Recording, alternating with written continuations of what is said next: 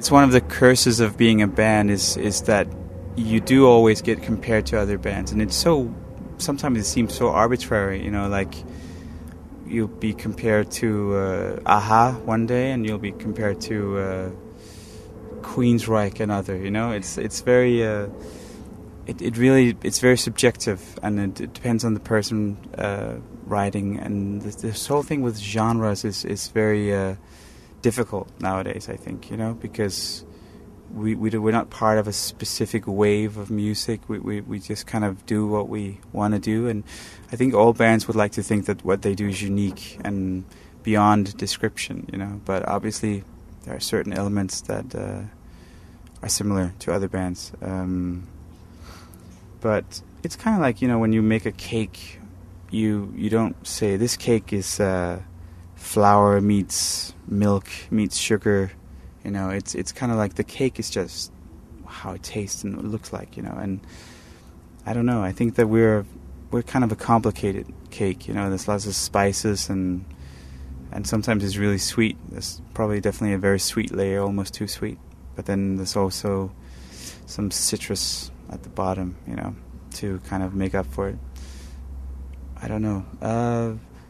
It's so hard to sit and mention peers that you can relate to. There's lots of bands I love, and they're totally different from each other. You know, two of my favorite bands, the two Ps, are Pixies and Prefab Sprout. You know, and you could probably not mention two bands that are more, you know, non-alike. So it's difficult.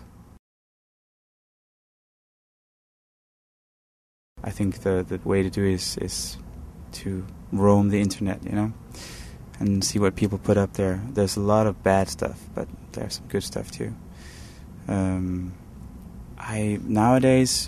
These days, I actually listen mostly to some of Peter Gabriel's first solo records I'm listening to right now. I think they're really good. And some old David Bowie stuff, and listening a bit to Nine Inch Nails because we're touring with them, and that touring with them kind of made me rediscover them, because I used to listen to them in high school, and then I kind of got away from it, and then I'm getting back into some of the newer stuff now, which is really great.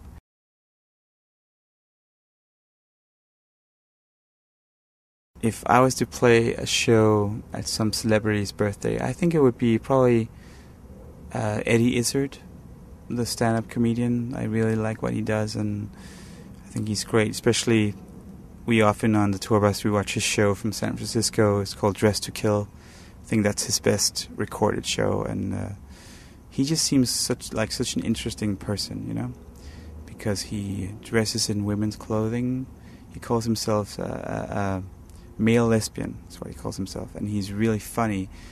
That has nothing to do with him dressing as a woman, but he's just a really funny guy, and he's very clever, you know, and he's got great timing, and he seems to be interested in a million things, you know. So it's like clever comedy, and he seems like the nicest person in the world, kind of.